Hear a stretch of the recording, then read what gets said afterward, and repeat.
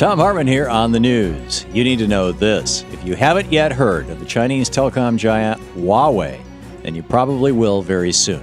As reported Sunday night on 60 Minutes, the Chinese multinational corporation Huawei is the largest manufacturer of telecommunications equipment in the world and is making a bid to build the next generation of telecom infrastructure in the United States.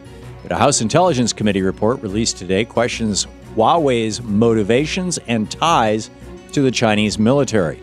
As the report reads, China has the means, opportunity, and motive to use telecommunications companies for malicious purposes, end quote. The Republican chair of the House Intelligence Committee, Mike Rogers, told 60 Minutes about Huawei.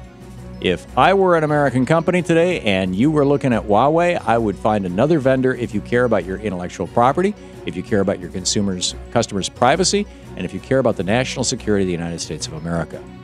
Unfortunately, because of years of so-called free trade policies, there are no longer any American alternatives beyond Cisco when it comes to building telecom infrastructure in the United States.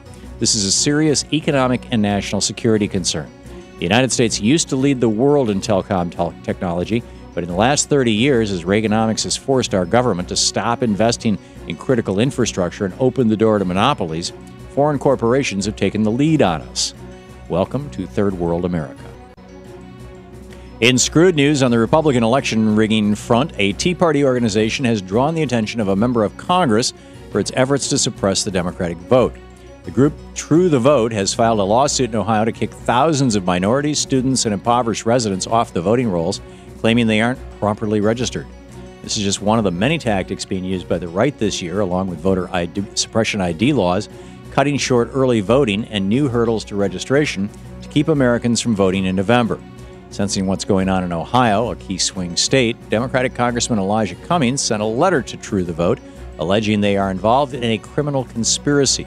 As the letter reads, at some point, an effort to challenge voter registrations by the thousands without any legitimate basis may be evidence of illegal voter suppression.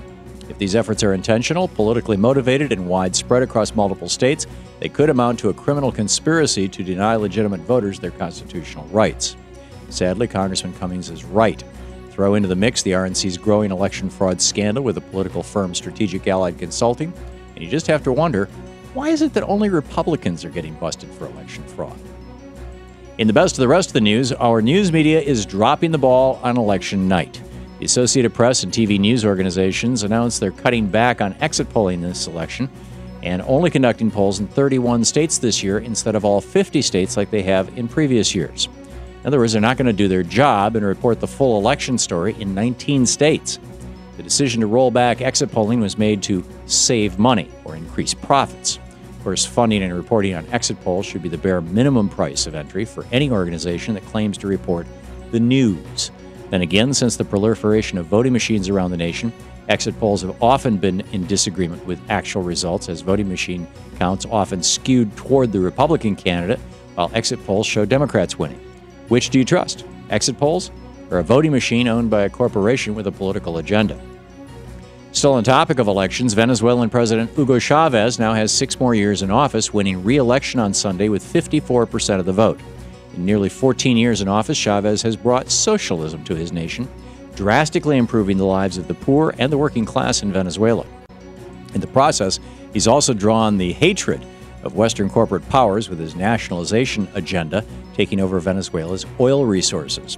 Venezuela has some of the world's largest oil reserves, and with this victory, Chavez is promising to ramp up his socialism agenda. As far as any questions regarding his re-election, there was an 80% turnout in Venezuela. Polls were kept open late to accommodate all the voters, and voting machines include an auditable paper trail and a receipt. Here in the United States, expect low turnout, efforts to keep people from the polls, and voting machines without any paper trail at all. Clearly, the United States is no longer in a position to judge other democracies in how they handle their own elections.